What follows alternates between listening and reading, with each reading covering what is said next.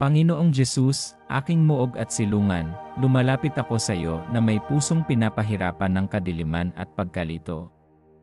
Liwanagan mo ang aking isipan sa iyong katotohanan at ipaalala mo sa akin na ang aking buhay ay nilikha ng iyong pag-ibig at mahalaga sa iyong mga mata.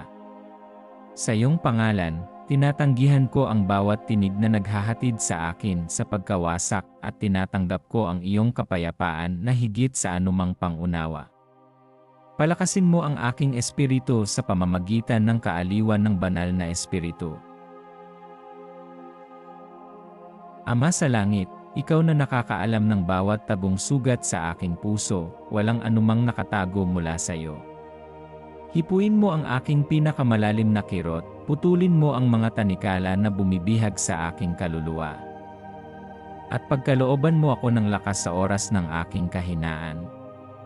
Naway maging kalasag ko ang iyong salita, aking ilaw at aking pag-asa. Ituro mo sa akin na makita ang kahalagahan ng buhay na iyong ibinigay. Maawain na Jesus, ibuhos mo ang iyong kapayapaan sa aking isipan at itaboy ang bawat anino ng kawalan ng pag-asa.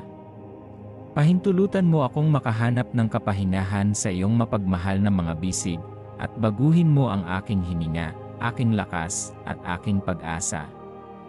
Turuan mo ang aking puso na muling magtiwala sa iyo, ikaw na hindi kailanman sumusuko o lumalayo, ngunit laging nasa aking tabi.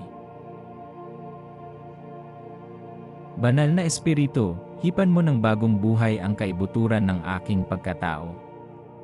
Linisin mo ang aking mga kaisipan, pagalingin mo ang aking damdamin, at dalhin mo ang liwanag sa mga lugar na tinatangka ng dilim na sakupin. Sa pangalan ni Jesucristo, ipinapahayag ko ang kalayaan, kagalingan, at banal na proteksyon sa aking isipan at sa buong buhay ko. Amen.